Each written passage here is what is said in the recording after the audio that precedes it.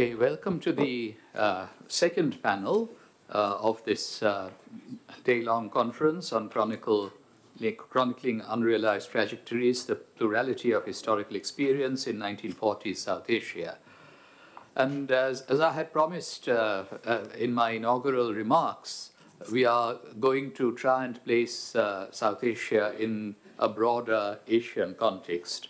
And so that is what we will aim to accomplish on this panel. We have two speakers. The first is Nilanjana Sengupta, who is an author and a community historian based in Singapore. Her work has received critical acclaim and has been translated into multiple languages. She has held research positions at the Institute of Southeast Asian Studies, Yusuf Ishaq Institute, and the National University of Singapore. Perhaps most relevant to this conference is a book titled A Gentleman's Word, which is on Netaji and his legacy in Southeast Asia. She has done a lot of work on the women who took part in the Azad Hind movement, both in Malaya and in Burma. And having looked at the gender dimension, she is now today going to explore labor for us, especially the legacy of the Azad Hind struggle for labor movements in post-World War II to Malaya. But she has written other kinds of books as well. Her latest book, Chickpeas to Cook and Other Stories, explores the lives of women from smaller communities in Singapore. And her previous work, The Votive Pen, Writings on Edwin Thambu, published in 2020, was shortlisted for both the Singapore Literature Prize and the Singapore Book Award. Today, she will speak to us on We Are the Multitude, the legacy of Subhash Chandra Bose in Southeast Asia. Nilanjana. Hello, everyone. Mr. Robert has been very strict with me, and he's told me that I just have 20 minutes. So you'll find that I'll be kind of, rushing through my slides a bit and not getting into storytelling format. But before I do that, I would like to thank Robert and his fantastic team, as well as the Mittal Institute and the Max Weber Foundation. But over and above, I do owe a great deal to the gentleman sitting next to me, Professor Sugata Bose. He was actually the very first person I had interviewed while I was writing my very first book. And till today, I think his level of scholarship is something that I kind of aspire to. This is where it all began. This is my book, A Gentleman's Word. It was published by the Institute of Southeast Asia in 2012, and then by the Cambridge University Press in 2013. And I was very fortunate because when I joined the Institute of Southeast Asia, I found that the fifth president of Singapore, Mr. S.R. Nathan, he was actually a Netaji enthusiast, and he was the one who had commissioned this book. And it is quite different, if I may say so myself, from the normal books that you find on Netaji being in Singapore. This is more about the legacy that he left behind across Southeast Asian crescent. And maybe we can discuss that later, but when I went to Singapore, I had grown up in Calcutta. I had gone to Presidency College, the same college where he studied. But when you go to Singapore and you interact with the Indian community there, you do feel how strongly present Netaji is in that cultural scenario. And he's a part of family albums out there. So that was quite an eye-opener for me when I went first and started doing my interviews. Okay, so basically my presentation will follow a timeline of this kind. I'll focus a little bit on the pre-war period when Netaji, among all his other valuable positions, was also was chairing the AITUC. And then I'll be spending some time on the war period when Netaji,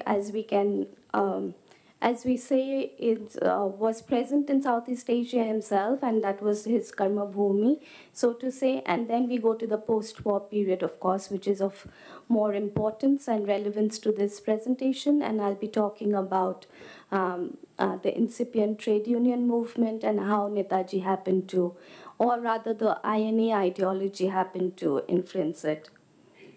Okay, so Netaji's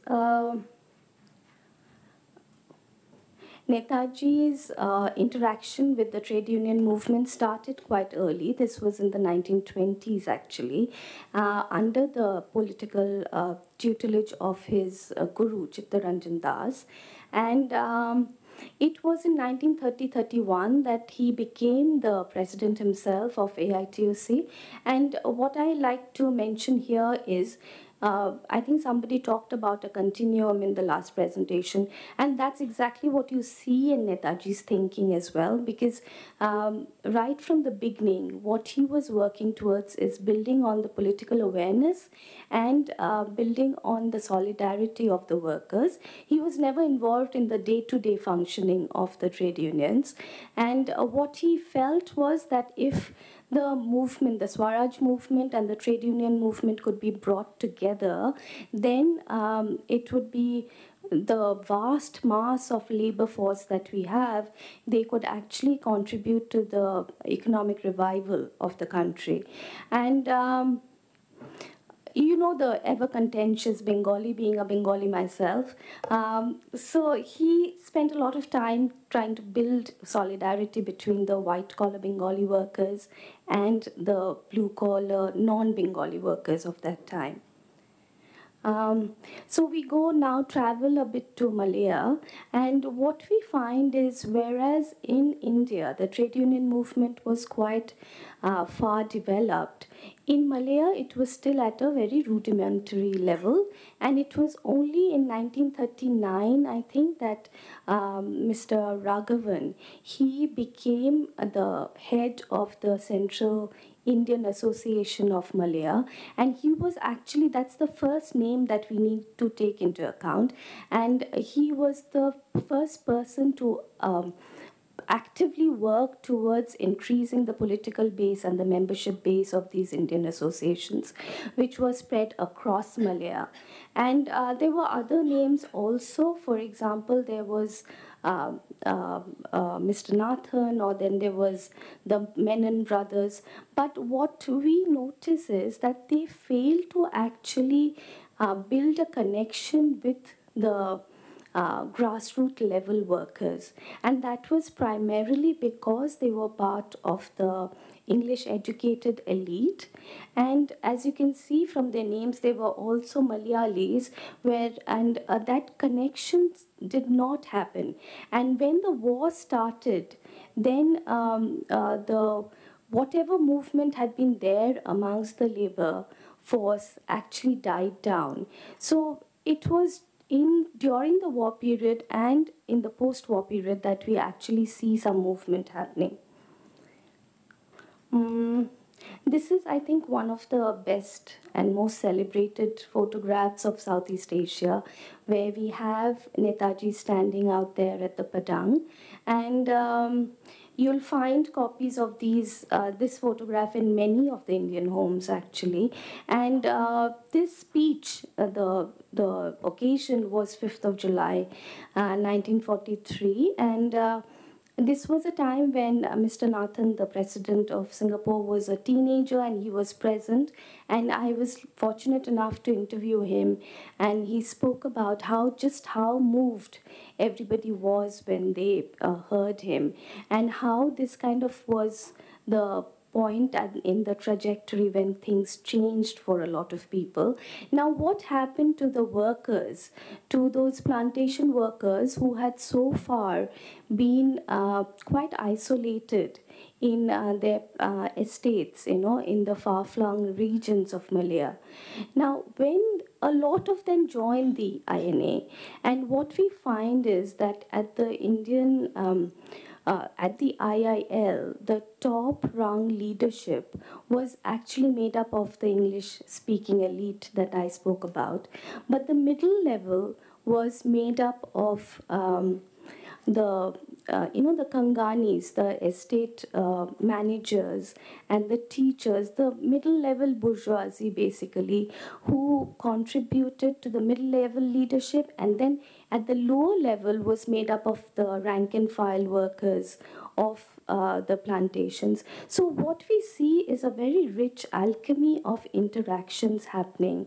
And for the first time, the estate world, which was so insulated from everyday society, had opened up, and there was a lot of intermingling happening at that point of time.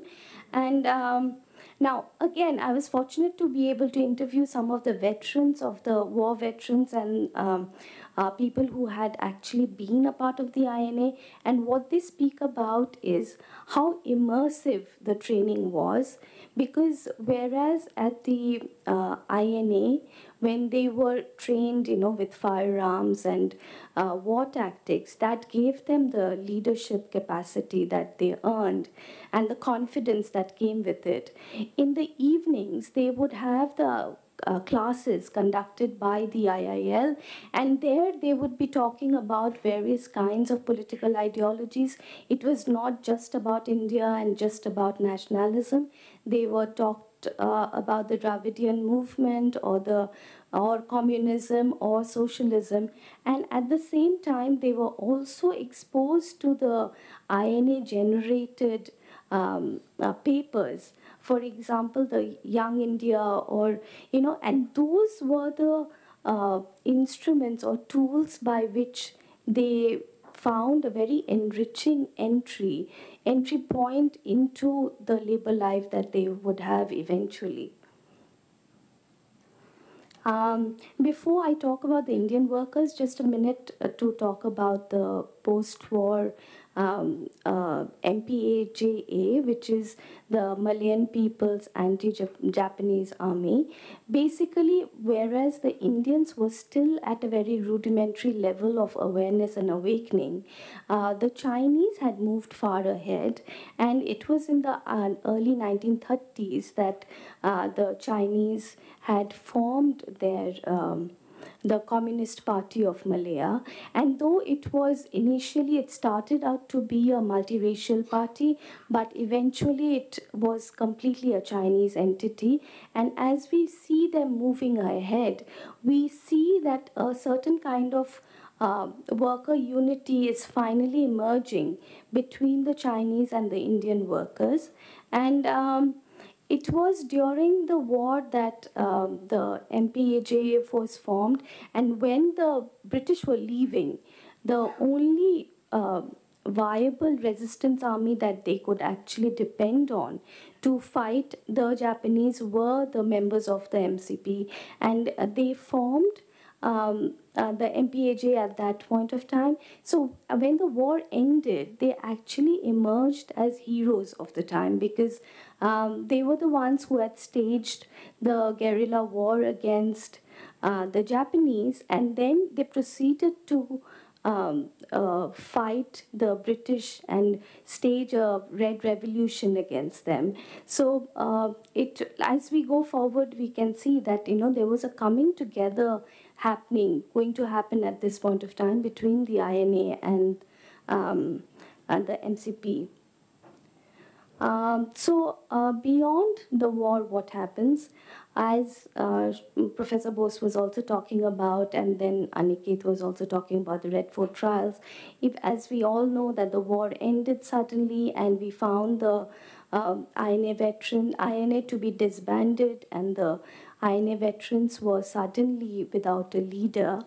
And the BMA came back, and the one of the very first actions was to tear down the INA war memorial that Netaji had founded just 2 months before, on the 8th of September 1945.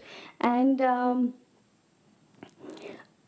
but before the BMA came in, there was a period of interregnum when there was a kind of power struggle happening between members of MPAJ and the British, the BMA.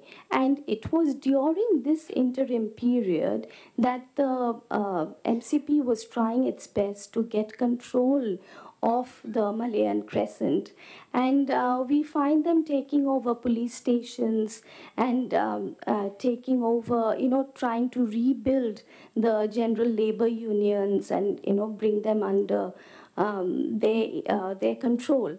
And it was at this time that the INA, also being without a leader and having been politically awakened during these years, that they kind of gravitated towards the MCP. And this was, the squatter colonies that developed, which were not really a part of the city's grid. They would be often on the outskirts of the forests or on the fringes of industrial towns, where during the war the squatter colonies had developed. And that's where you find the INA being influenced and coming together with the MCP. And for the MCP, it was the INA veterans were recruits that they really were much coveted, because they were already trained in the anti-British rhetoric. And so it happened that, that it was quite a good partnership that took place at that time. But at the same time, what we find is that the Indian community, though they did join hands with the MCP, but they also formed their own unions, and this was across all states of Malaya, and they also happened to take all the different kinds of labor sections of the labor force that were under that were available. They took them under their folds, and there were some very key names that emerged, which were from the INA's veterans. So we had, for example, MCP Menon. He was the head of the Perak Indian Labour Association, or we had, and he was a veteran of the INA. And then we had people like H.K. Chaudhary or P.P. Narayan, who were again INA veterans, who formed trade unions of their own. And one of the most interesting stories of this time, of this period, is of A.M. Sami. He was not an INA veteran, but at the same time, he was quite inspired by the ideology and by the idea of nationalism. And he came back to the Harvard rubber plantation, and he formed the Thodar Pedai, or the workers' militia.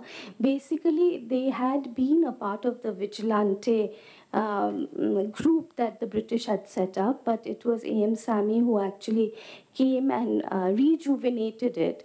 And he was initially mostly into, keeping the discipline at festivals, religious festivals. But as the whole idea, the whole question of, or reopening the toddy shops came up, he started getting more active with the trade unions.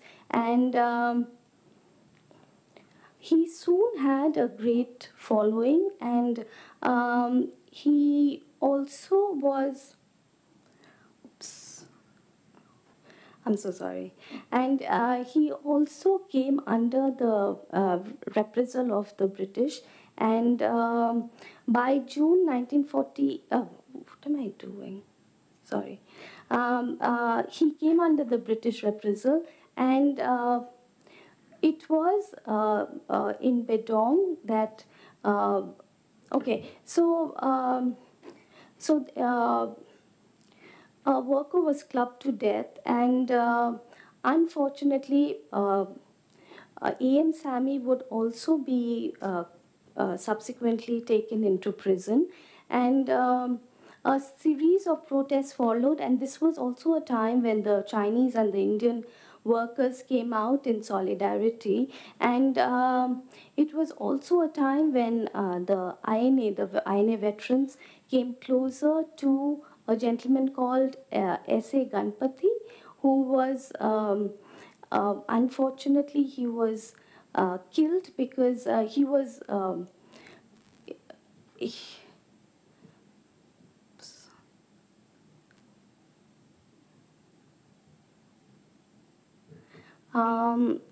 and unfortunately, he was hanged at the Pudu jail, and A.M. Sami was also taken into prison. And but the interesting part of this story is that the Todar Pedai, they did not. The whole movement did not die down at this point, but it continued, and there were various other workers' militia, which were established at other estates, and they continued to wear the INA, their old caps, and they carried the wooden guns, and they continued to practice and march around using the INA songs. So this was kind of an extension of the INA legacy that we had, and I'll just end my presentation with another name.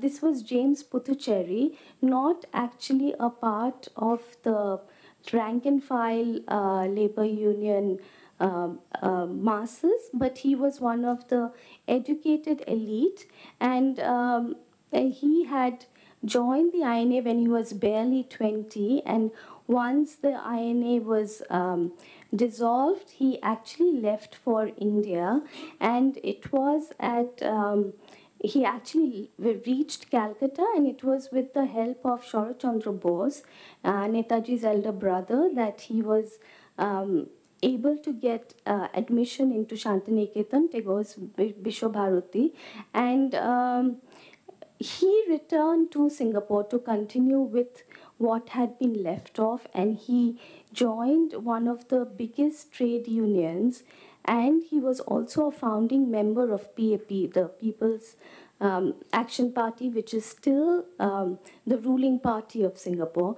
But unfortunately, there was a fallout, and he joined the Barisan Socialists, which was the opposition, and it was under the Operation Coal Store that he was taken into prison, and later on, of course, he would be released, and he would move to Malaysia. That's where he stayed, and that's where I could interview his family members. So basically, what we have in Singapore as such is a break away from the original INA ideology. And when I started working with them, in fact, it was not something that was very encouraged because of the Japanese alliance that the INA had forged. But it was now that it is being looked into in more detail, as the younger generation, they want to look at the alternate narratives that could be, that could surface out of this interaction. So I'll end my presentation here, and hopefully we'll have some questions. Thank you.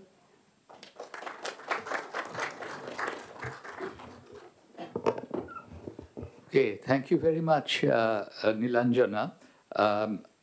We will return to your paper after the second presentation, which is by Santosh Hasnu, Assistant Professor in the Department of History at Hansraj College of the University of Delhi. Santosh teaches undergraduate history at the Department of History. He has been doing so since 2013, and his areas of research include history of transport and infrastructure, labor, Northeast India studies, tribal history, war, and military history. His presentation today is on the cross-cultural connections enabled by World War II, a case study of British India and the Chinese nationalist government. First of all, thank you, Professor Bose, for this introduction. And I would also like to extend my thanks to Robert for inviting me to this workshop. I don't have slides, so I'll just stick to my presentation. And before I begin my presentation, please excuse me for if any mispronunciation that since I look at Chinese and India connection during the war period. So, and then also because of the cold that I have, so please excuse me. I usually work on transport history, and I have looked at earlier on aviation that came during the wartime between India and China, especially a case study of Chinese National Aviation Corporation, CNAC, which came into started its yearling with India, especially Kolkata, and then during the wartime they had shifted their headquarters briefly because Japanese has occupied most parts of the southeastern China. So Assam served as a brief period for headquarters for this CNAC, as well as for American Air Force. And then recently I was also looking at the interaction between the American soldiers, since they were there for almost 6 years in Assam. So I look at the interaction between the local girls, the indigenous, and then with American, and some kind of the case study of which I did earlier between this kind of atrocities that were committed by the American soldiers in Assam. But this present paper is quite different, as my co-panelists had already pointed out about the solidarity between Indian and Chinese workers elsewhere. So then during the wartime, there are solidarities between the political leaders of both China and India.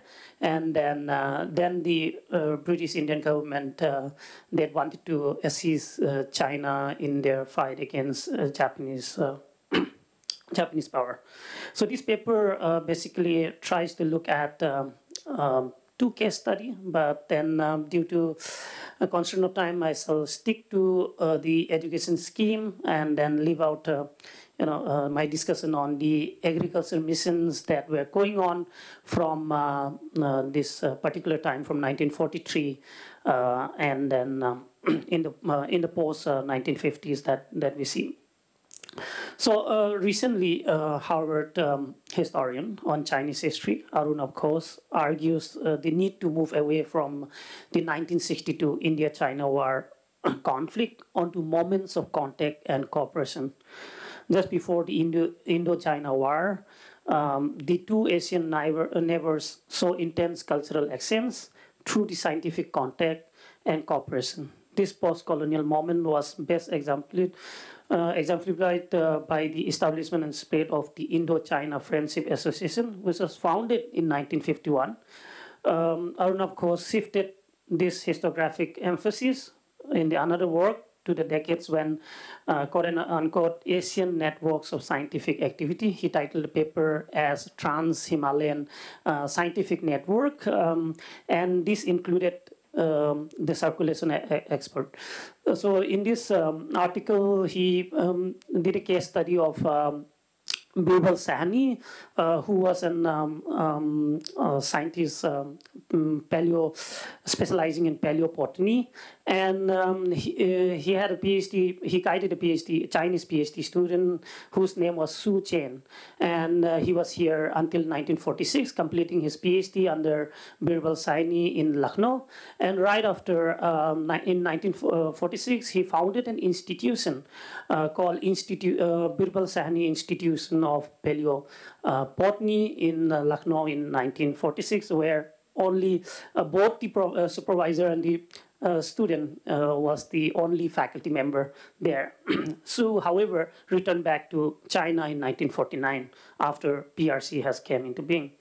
So then in another work, Arnav Ghosh has pointed out that in the 1950s, Chinese and Indian statisticians had lively exchange of knowledge between quote and unquote Chinese socialist statistics and Indian mathematical statistics. So we see in the 1950s lots of exchanges between statisticians, Chinese expert arriving in India, visiting Indian Statistical Institute in Kolkata, as well as Mahalanobis and the other statisticians visiting China, touring China for quite a longer period of time. Likewise, Tan Sen provided a good overview of China-India relationship from 1937 to 1949, where he asserts that these 12 years were quote unquote one of the most vibrant phases in the Chinese-Indian interaction. So this decade had been marked by global upheavals such as the Second World War, decolonization, Indians' political independence, and the establishment of People's Republic of China in 1949. But then in spite of such turbulence, the cultural sphere transcended these uncertainties. So there has been a lot of work, just cut sort of the kind of work that existed in 1950s. Then you have a Chinese historian working on Professor Tan Yun-sen, who played a very very important role in instituting Chinese Studies Center in Santiniketan, Vishwabharati, which was established by Tagore in 1921. So. However, much has not been written on the cultural exchange between Chinese and Indian personnel in the 1940s and during the period of Second World War. And in response to the initial call of historian Arnav Ghosh, the present paper attempts to contribute towards a better understanding of those critical decades before the 1962 Indo-China War.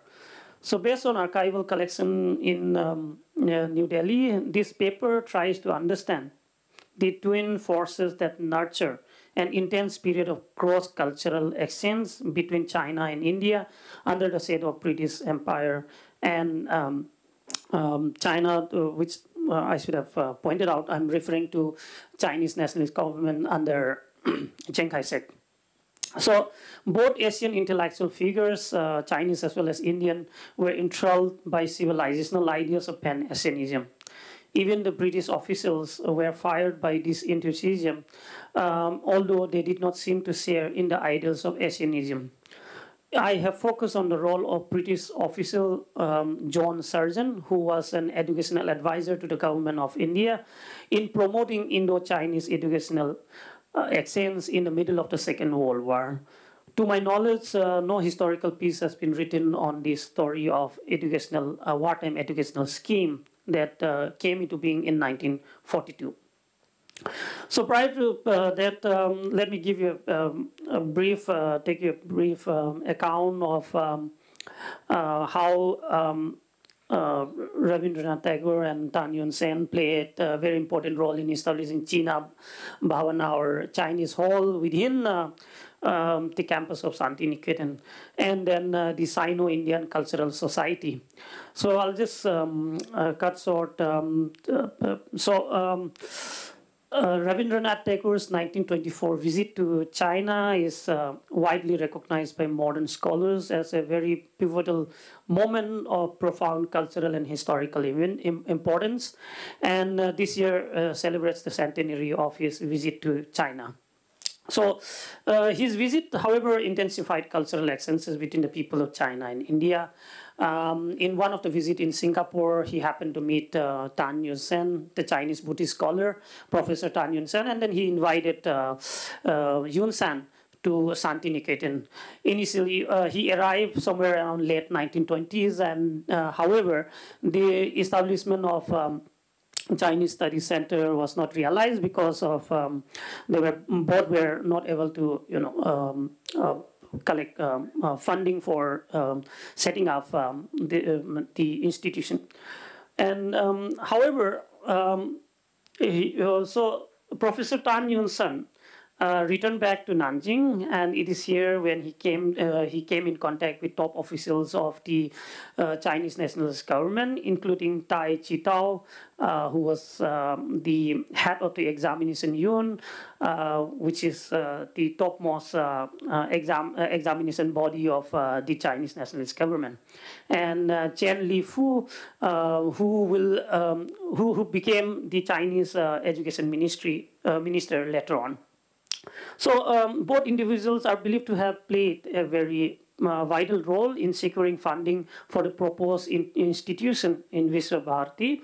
And during this course, in 1933, Tan Yun-sun formally established Sino-Indian Cultural Society in Nanjing, earlier with the top officials of the Chinese government as part of the founding members. And the Indian chapter of this Sino-Japanese, Sino-Indian Cultural Society was established later on when Tan arrived again in Santiniketan in 1937. And by that time, the plan to establish the Chinese Hall, the China Bhavana, was also largely materialized because Tan by this time was able to collect much needed fund. It is said that Chiang Kai-shek himself had attributed some of the funding amounting to Indian rupees 9,000. So this is the context in which the Indian chapter of the Sino-Indian Cultural Society was founded. So Tan Yun-sun since then had a very long career, and so he tried to establish branches of this Sino-Indian Cultural Society across different cities, and then came in contact with major Indian leaders like Nehru and Gandhi. In fact, we see, along with this cultural interaction, an intense period of political and diplomatic interaction with Nehru visiting China in 1939. Obviously, he could not meet Mao Zedong during this time because of the war. So his visits were confined to the Chiang Kai-shek, particularly areas where Chiang Kai-shek government existed, areas like Kunming, Chengdu, and Chongqing. Then we have Tai Chi-tao, who was one of the top officials visiting in India in 1940. Then Chiang Kai-shek visited India in 1942. It was this which had angered the British Prime Minister as well during this time. And however, since even though Britain was keeping tab of this kind of connection between Congress, Indian National Congress, and Kuomintang axis, Britain's cooperation with China was not merely a wartime necessity, but also a strategic issue for the policy of post-war reconstruction. So what we see is that initially the British authorities contemplated the extension of this ongoing cultural engagement from Santiniketan. However, the involvement of Tan Yun-sun in Indian political activities complicated the matter, despite his endeavors to establish cultural connection through the Sino-Indian Cultural Society and Viswabharati. So the Intelligence Bureau reported to the Education Ministry, Education Department, when John Sargent were trying to propose the establishment of educational contact with China. So the Intelligence Bureau reported certain, involvement of Tan Yun-sun. For example, he accompanied the Indian leaders in visiting Gandhi in a jail where Gandhi was on a 21 days fast. And also he was involved in organizing a prayer meeting within Santiniketan, when Gandhi broke his 21 days fast. So the British official contended that the political and cultural affiliation between China and India historically allied with the Kuomintang Congress axis, indicating deeper political implications beyond cultural exchanges. The British authorities concluded that Santiniketan link is unlikely to serve as an appropriate conduit for cultural exchange between India and China due to also its geographical distance. So Santiniketan was quite far from Kolkata, around 3 hours journey. So as a result of this, what we see is that what we find is that amidst this backdrop of geopolitical conflicts, a program was initiated by John Sargent to facilitate cultural and educational exchange, and he justified this scheme as quote-unquote scheme of wartime education to show British appreciation of Chinese war efforts at the time when China was fighting against Japan. So it led to John Sargent's visit to China in 1942, and this visit became very important as during this visit, various means of strengthening cultural contacts between India and China was agreed upon with his counterpart in Chen Lifu, the Minister of Education in Chinese nationalist government. So a proposal for even Chinese educational mission was also proposed and then brought about during this interaction.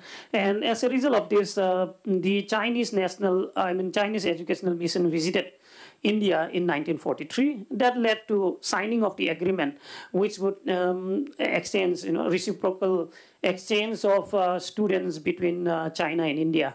And as a result of this, 10 Chinese research students arrived in 1943 under this agreement, and most of them were admitted in different institutions across India. And then as a reciprocal approach, the Chinese government also offered 10 scholarships to Indian students. But however, the departure of the Indian students to China was delayed because of certain kinds of politics behind red tapeism that existed. So what we see is that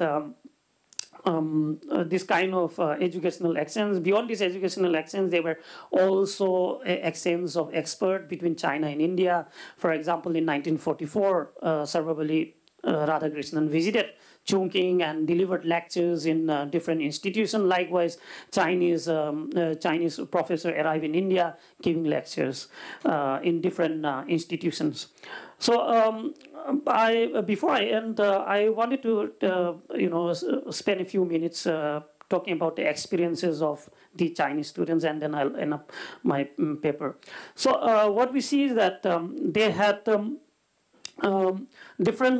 experience of Chinese and Indian exchange students differed significantly. Conditions in wartime China were extremely difficult. Indian exchange students had faced even harsher conditions due to war, and also their allowances were very less as compared to Chinese students in India. Chinese students were offered 200 rupees per month a fellowship, except 2 of them who were placed in Great Indian Railway in Bombay for the course of engineering and transportation. They were offered 300 rupees for a year. However, Indian students out of the 10, many of them has to return back due to illness, and also many of them could not complete their education. So the Chinese students, however, in India seems to have benefited greatly and performed better overall, given the favorable living conditions and the greater teachings and research opportunity available in Indian institutions. In early 1944, just before the Chinese students returned back, a meeting was organized for all the 10 students, and this meeting was organized a gathering of Chinese students took place at St. Stephen's College in University of Delhi between 11 to 13 April 1944, where the British officials took stock of what were the experiences of the Chinese students. So I'll just skip through because due to constraint of time. So and then what we see is that in 1946, Indian government again decided to send a second batch of exchange students to study in China. And this is the time when the war was just ended and living conditions in China improved. So what we see is that another 10 Indian students were awarded scholarship by government of India to join Chinese university, this time for a period of 2 years. So this gesture of sending Indian students to China was expected to reciprocated by the Chinese government. But however, from 1944 onwards, no new student came to India from China. This cultural context, however, continued after 1950s, after the formation of the People's Republic of China under communist regime.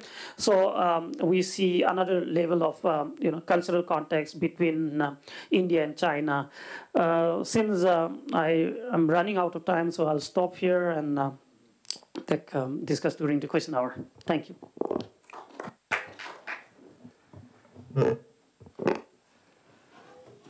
Okay. Let me try to place the specifics of the papers that have just been presented into something of a larger context. I think Nilanjana has presented quite a clear chronology of Subhash Chandra Bose's involvement in the trade union movement in India from the late 1920s. Then the key moment of 1943 to 1945, while he was in Southeast Asia leading the Indian independence movement. And finally, the role of some INA veterans in the post-World War II labor movement. Now, I too have very fond memories of S.R. Nathan, who described to me how he was completely spellbound by Netaji's speech in July of 1943. And during his presidency, he gave a lot of fillip to the study of the Indian experience in Southeast Asia during the Second World War. Now, Nilanjana mentioned squatter colonies. Where do they come from? We have to understand the context of the Great Depression. When agricultural prices fell, credit dried up, and there had been this flow of Indian and Chinese capital and labor to Southeast Asia from the middle of the 19th century all the way to 1930. But these demographic flows were now either arrested or reversed. And for example, between 1929 and 1933, there were more, Tamil laborers leaving Malaya than coming into Malaya from India. But in the case of the Chinese, it was very difficult to go back to the provinces from where they had come. Besides, there was a difference in the British policy in Burma and Malaya as it applied to land ownership. In Burma, as we know, huge amounts of Burmese peasant land passed into the hands of Indian, mostly Chettiar moneylenders. And that contributed to a lot of tension between the Burmese peasants and laborers and Indian intermediary capitalists. But in Malaya, what the British had done was to pass a law preventing the alienation of land from Malays to non-Malays. And so there was a kind of an artificial barrier that was built between the commercial sector, the rubber plantations and the tin mines, and the subsistence sector, the rice growing sector, where the Malays were involved. And so the Chinese, first of all, couldn't really go back to their places of origin. On the other hand, you could not have the kind of land alienation that took place in Burma. And so there were many Chinese workers who lost employment in the tin mines, who then squatted on government-reserved land for Malays. And they became the first recruits to the Malayan Communist Party that was set up in 1930. But I think the real contribution that Nilanjana's research in this area can make is to show that, in the post-war period, the labor movement was not monoethnic in composition. If you look at official British histories of the Malayan emergency, which began in 1948, you would get the impression that this insurgency was entirely Chinese. If you read Anthony Short, that is a classic prose of counterinsurgency, if to use Ranjit Guha's phrase. But what had happened during late 1945 and 1946 into 1947 was a relatively open labor movement. And it may have been heavily Chinese in composition, but there was also Indian and Malay participation, and in fact, a good bit of Indian leadership, sometimes provided by those who had been politicized in a radical way during their participation in the Indian National Army and the Azad Hind movement more generally. And so, for example, there was a Pan-Malay Federation of Trade Unions. Two of the Indian leaders of that trade union federation were executed by the British. And I think that you could actually develop what you presented here into quite a fascinating prosopography or a collective biography of some of these labor leaders and organizers who moved from the Indian National Army to labor organizing in the post-war period. So, so much for a few comments on Nilanjana's paper. There is more work to be done on the Indian-Chinese relationship in Malaya, and one of my current PhD students, Sudarshana Chanda, whom you know, has been in some ways calling into question the very ethnic categories created by the colonial power, Chinese, Indian, Malay, and so on, and how in actual social life they were complicated, they were disturbed, they were decentered, and so on. But I think there's also, more work that can be done on India-China relations in, I think, what Sebastian was calling the long 1940s. There is an earlier history, as we saw. Tagore visited China in 1924. He was received by Liang Qiqiao. It was not entirely a successful visit because the May 4th generation mistook him to be a traditionalist while he was trying to assert his modernist credentials. And of course, if you look at the Japanese invasion of mainland China in 1937, many Indians who had been enthused by Japan since the turn of the 20th century were disenchanted by the new Japanese nationalistic imperialism. And so there was, in fact, an Indian medical mission that was sent by the Indian National Congress while Subhash Chandra Bose was president. And, some of these interactions with the Chinese scholars and educationists took place in Calcutta at that time, in 1938 in particular. And of course, when Nehru went to China, he only, as you rightly pointed out, visited the areas that were controlled by the Kuomintang. Now, this Kuomintang communist fallout had happened as early as 1927, but now it had, in many ways, widened. What is interesting, of course, is that in the cultural sphere, many contacts continued. Last night, I showed a couple of paintings by Xu Beihong, who spent several months in Shantiniketan in 1940, and he painted portraits of Rabindranath, but also sketched Gandhi, who visited Shantiniketan in February of 1940. And much later, in 1952, M.F. Hussain, on his visit to China, would see Xu Beihong's horses and would be inspired to lend new vigor to his paintings of horses. So all of this was going on. In some ways, we have to try and figure out what the significance might be of the particular story you were telling about the educational exchanges under colonial auspices.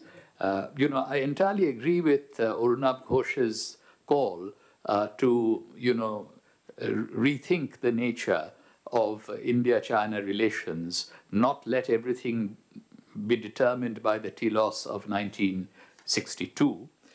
But one needs to figure out how significant these particular student exchanges might have been during the period of the Second World War. Now, on a larger political scale, of course, the Kuomintang government did send delegates to the Asian Relations Conference that was held in late March, early April 1947 in Delhi. There was a little bit of a fracas about Tibet already at that time. And then, of course, the Indian political and intellectual leadership had to adjust to the successful communist revolution in China. And there, for example, Sharat Bose, whom Nilanjana mentioned, had an exchange of congratulatory telegrams with Mao Zedong on the 1st of October 1949. And he was calling at that point for India to recognize the People's Republic, because he was actually quite critical of Chiang Kai-shek's role in Chinese history, having read, of course, Edgar Snow and others, on what had been going on in China. The Indian government was a bit slow, but quickly shifted towards a recognition of the People's Republic. And I think that the story of the 1950s is quite a fascinating one. You mentioned the statisticians who were collaborating. When Chu Enlai visited India, he actually went to the Indian Statistical Institute in Calcutta and so forth. And there were exchanges of many, many cultural delegations. And I actually told the story of one of them yesterday, the 1953 cultural delegation, of which the great exponent of Tagore's music, Debobrat Biswas, was a member. And he's left a beautiful, vivid account of that visit. So I think for the 1950s, I think, and I've written about the interactions of the 1950s in my book, Asia After Europe. So this is just to try and help frame for this, audience the specificities that have been offered in the two papers. And I really do hope that, as younger scholars explore the multiple trajectories of South Asia in the 1940s, they would remain attentive to the larger Asian context, because it matters. And we need not be hemmed in by colonial or national borders when we re-examine the history of this period, particularly the long 1940s. So I will pause here, and as I did with the first panel, I'll ask for a couple of questions before the speakers can respond to those questions and also to anything that I might have said. Yes, please. And please introduce yourself. Yeah, sure. So this is Anirudh Naveen from University of Delhi, master's student, University of Delhi. The question is for Nilanjana ma'am. Thank you so much for your presentation, ma'am. I just wanted to ask generally about the history of Singapore. So whenever we hear about narratives about Singapore, there are two individuals that strike out. One is Stamford Raffles and the other is Lee Kuan Yew. But unfortunately, many people in the popular narratives, they don't take into cognizance the role played by laborers, be it the Chinese laborers, the Malayan laborers, or the Tamil laborers, Indian laborers generally, in building the modern infrastructure that we see today before us. So I was just curious to know what was Lee Kuan Yew, because he's documented extensively, he has written so many memoirs. What was his view about these labor movements, be it the ones that were led by the INA, as you pointed out, and the ones that were led by the veterans of the INA even after the Second World War? How did he view them, and how did he fit it into the larger narrative of Singapore? Because in the 1960s, there was this concerted attempt to kind of forge this cohesion between Indians, Malayan, and other people to bring about that kind of solidarity between various people, various ethnicities within Singapore. So how did this narrative figure in Lee Kuan Yew's imagination? So yeah, that's one question. That's such a tricky question, and that's going to have me deported. No, the thing is, just recently when Singapore turned 50 years, after independence, in I think 2015, there was a book, I've been wanting to talk about it. It is called, it's a graphic novel, and it's called The Art of Charlie Chan. Now, in that, he kind of explores the alternate narrative that was completely subdued by PAP, the ruling party. And I briefly mentioned about how, for example, Puthuscherry was imprisoned. So that is what happened to a lot of these INA veterans in general and the unionists in particular. And PAP came to power based on that. So, that alternate narrative that could have possibly emerged, that was completely crushed. And what the younger generation guys like you would think is that if in case the unionists had been given a chance, then perhaps the society that would have evolved in Singapore would have been very different. It would have been more, not so much capital driven and success driven as it is now. It would have perhaps been more organic and more sensitive towards minorities and different ethnicities. And that's an ongoing struggle, even the book that Professor Bose mentioned that I had done just before this, it is it's a writing on one of the key poets of Singapore, Edwin Thambu. Again, he is from Indian origin. He's got a multi-ethnic origin. And that's the whole point, that, how so many of these lesser-known voices got marginalized because of what Lee Kuan Yew was driving, the vision that he was driving. So his vision was very different from what Netaji, for instance, had in mind. So that's another story, I think. And yeah, we can look into it as an alternate narrative, but as of today, not much is known. And unfortunately, by the time all the research started, a lot of the history had been lost. For example, when I went back to researching on the INA or the IIL, most of the buildings are not there anymore. Most of the people are not there. Even the people who are there, they're very kind of, hesitant about actually talking about it. So it took a lot of time to, bring them out of that shell. And of late, I met somebody who has spent a lot of time in prison and who's been recently released. He was there in prison, I think, from the time that after the Operation Cold Store. And all they want to say is that we wanted something very different for Singapore. And the state and the country that we have today is not really reflective of our dreams. Yeah.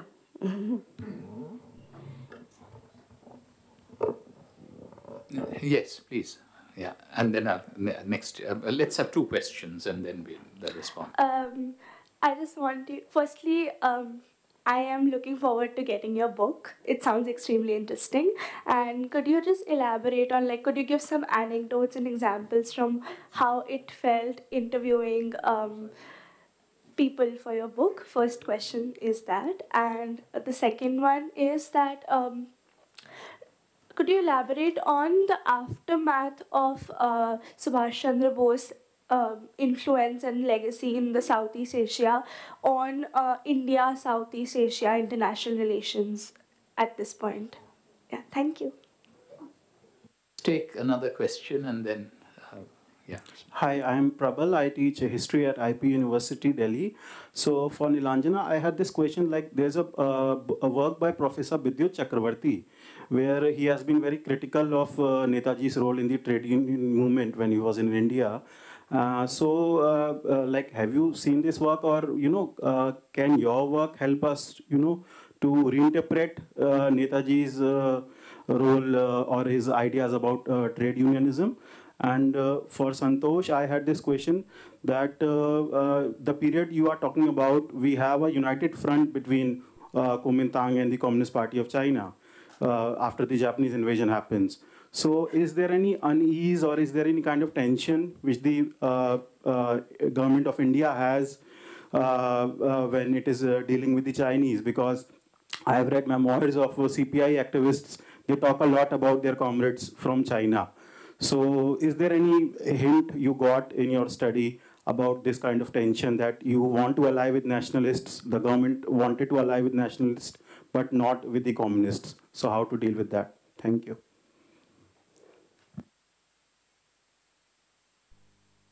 First and foremost, it was the most inspiring experience.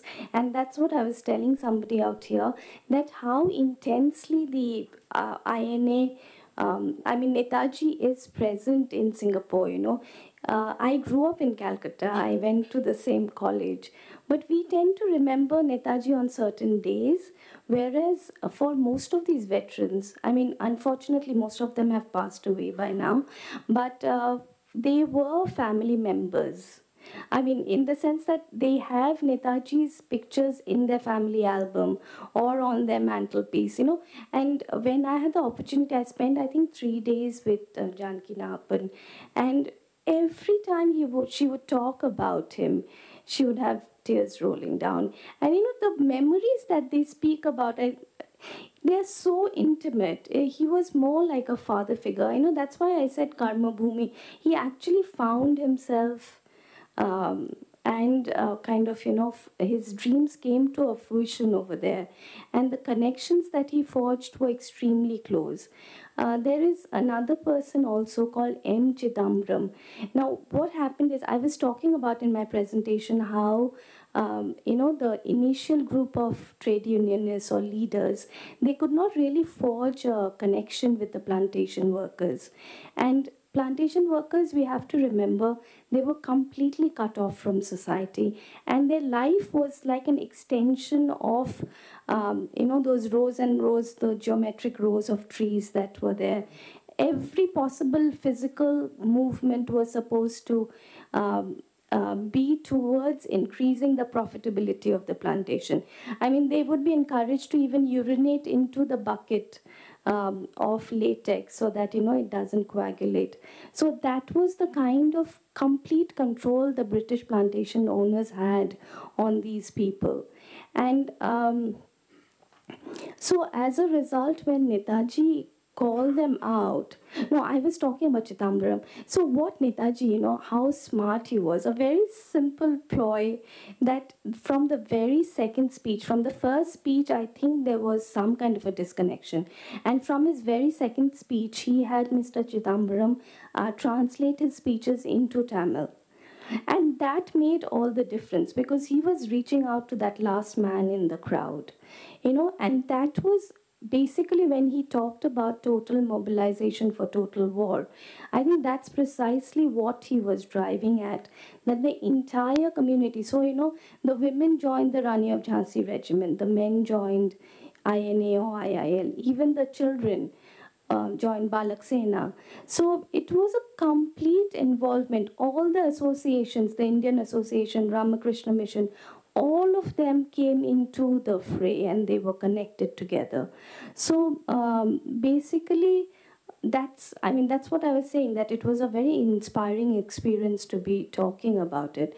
But then I think post-war and even many years later than that, the whole story of the INA was not really, the connecting of the dots didn't really happen. And in India, it's only recently that Netaji has, the statue of Netaji was put up. But then also, do we really understand him for the person and the ideology he was?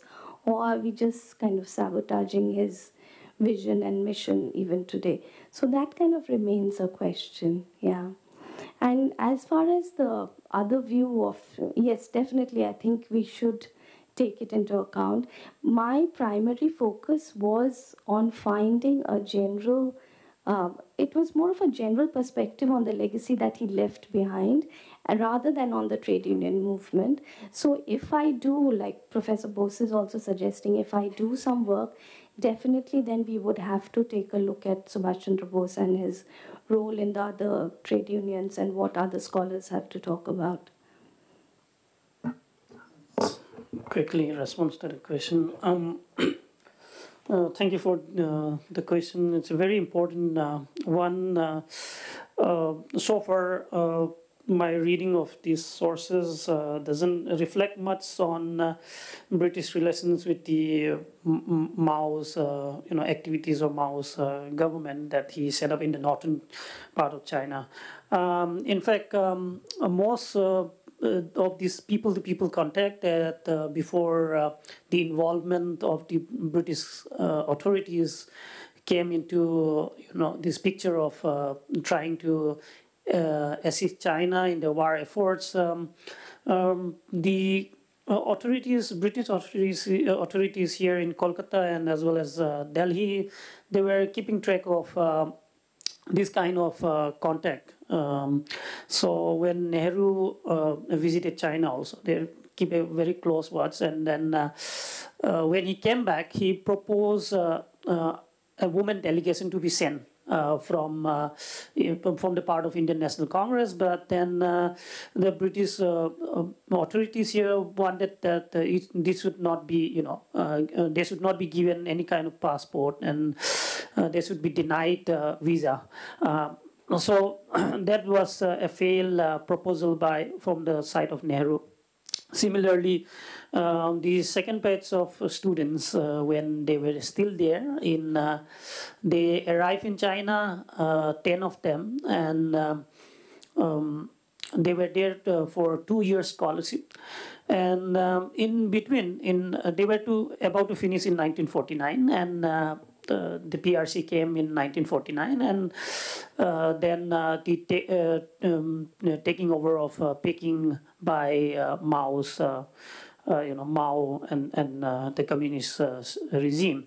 So the Indian government decided that they should bring back all those students, even though if they're whatever they stand in the course that they are pursuing.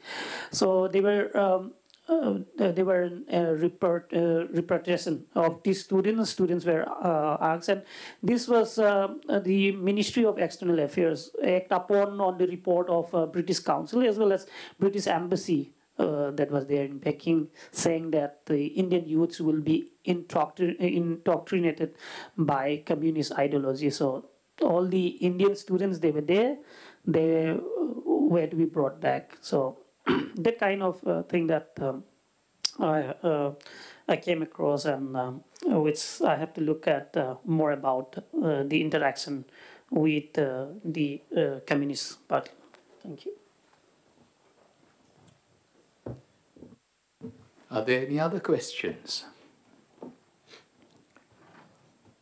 I just wanted to mention that even now, I often get messages from, descendants of those who had taken part in the INA movement in Malaya and Burma, some of whom may in fact be in the United States. And quite recently, a few months ago, I had a message from a descendant of Chidambaram. Now, Chidambaram was the man who used to offer simultaneous translation of Netaji's Hindustani speeches into Tamil. And his wife had joined the Rani of Jhansi regiment. And even in the first picture, where the women are holding weapons, but they are wearing saris, before they got their uniforms, military uniforms, she's there. So, so even now, you have, inquiries about, grandparents who had taken part in this movement. Also, it's, I think, worth noting that, of course, the main civilian social base of the Indian National Army and the Azad Hind movement as a whole was Malaya, Singapore, and all of the other towns of the Malayan Peninsula, Thailand, and Burma. And of course, the rubber plantation workers were the main recruits to even the women's regiment of the INA. Somebody like Lakshmi Swaminathan, of course, was a medical doctor. But again, you mentioned Janaki Theva Rathinahapan.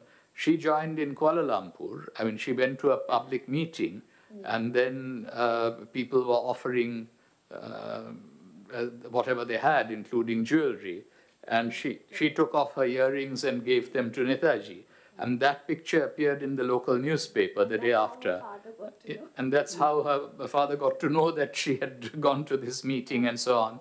And then she joined the Rani of Jhansi regiment, went to Burma, and was with Netaji along with 100 other soldiers of the Rani of Jhansi regiment on the retreat, on the military trek, back under enemy fire from Burma to Thailand in April and May of 1945. Now, even though obviously Malaya and Thailand and Burma were the main venues, there were branches of the INA and the Provisional Government of Azad Hind after 21st October 1943 had a presence among the Indian diaspora in Indonesia, Vietnam, and also China.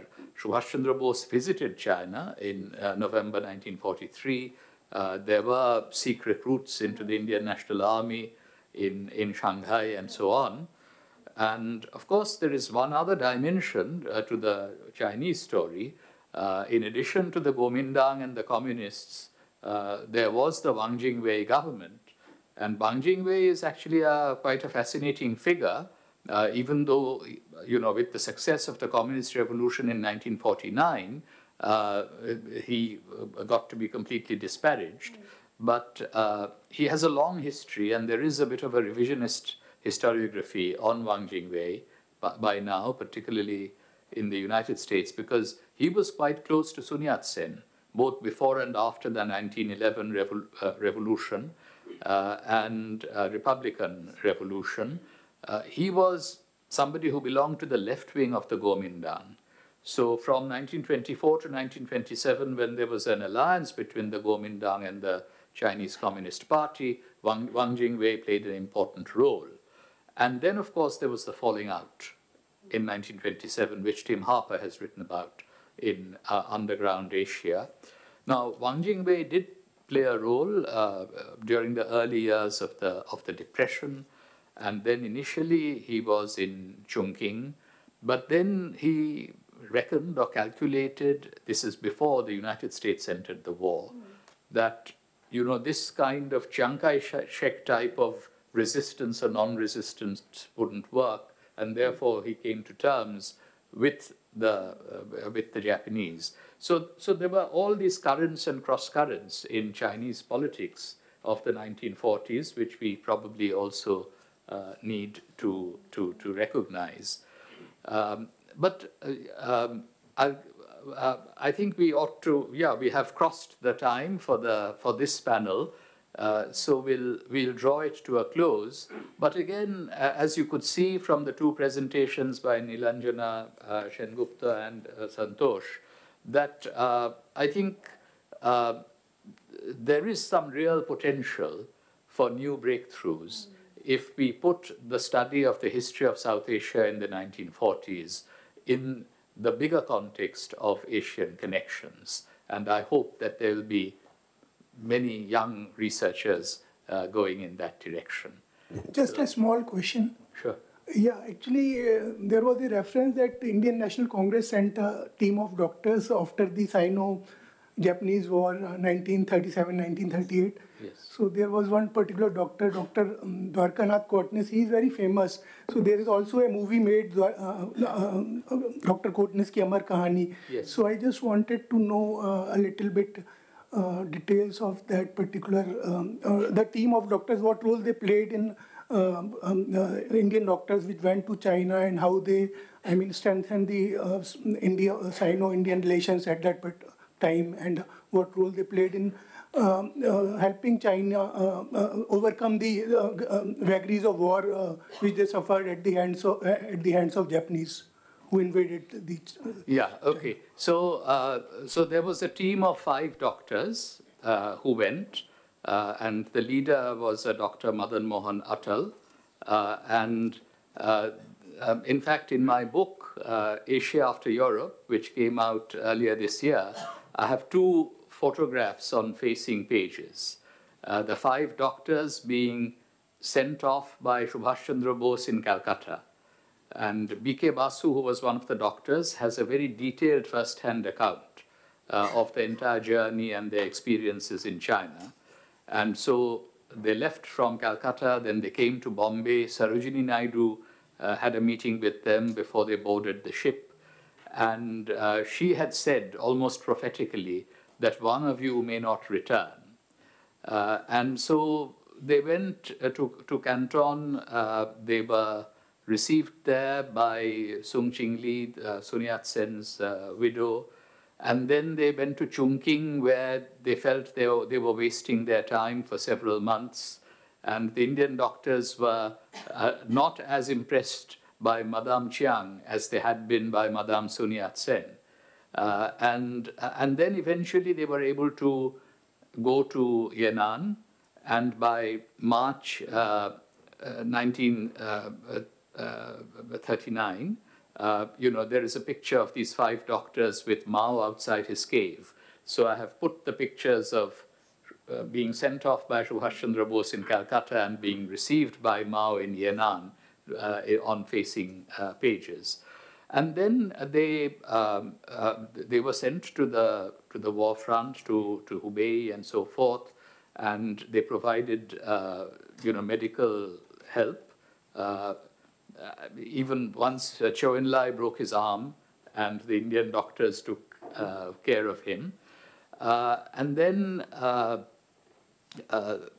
the three of them sort of returned, and B.K. Basu and Dwarkanath Kotnis continued. And then, tragically, Kotnis died in China. He was the one who did not return. He had married a Chinese woman, a nurse, and they had a son. And so, the Kotnis story became the stuff of film and legend in India. And also, by the way, in China, Kotnis is sort of very well remembered.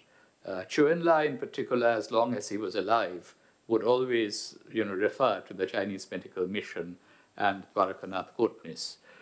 B.K. Basu then finally returned in mid-1943, and that's where his account ends. And he says that as soon as he managed to return. There had to be an agreement between the Kuomintang and the Chinese Communist Party, and then he flew over the hump and came to Calcutta. And he was immediately taken to the Great Eastern Hotel in Calcutta, and he said that the British and the British Indian sort of surrounding him were all armed, because by this time, Subhash Chandra Bose was in Singapore, and they didn't quite know where B.K. Basu stood in terms of his, politics. So he has a comment towards the end of his memoir.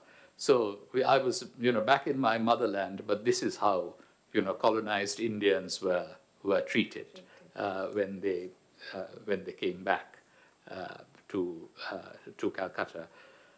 So I've actually written about this medical mission. It's a section in my book, and there are other accounts and analyses as well of that mission. Thank you. Thank you.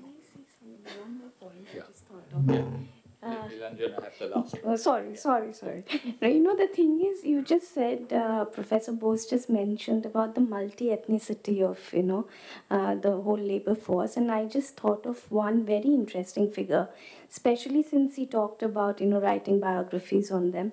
There is one gentleman called Ahmed Bose Tamam. Now, the thing is, he's a Malaysian, and he was the leader of the youth wing of the Malay Nationalist Party, MNP. And, the name Bose Tamam, it's his nom de plume. Actually, he's taken it from his inspiration from Subhash Chandra Bose, because he was present, like many, many others, at his, the campaign tours.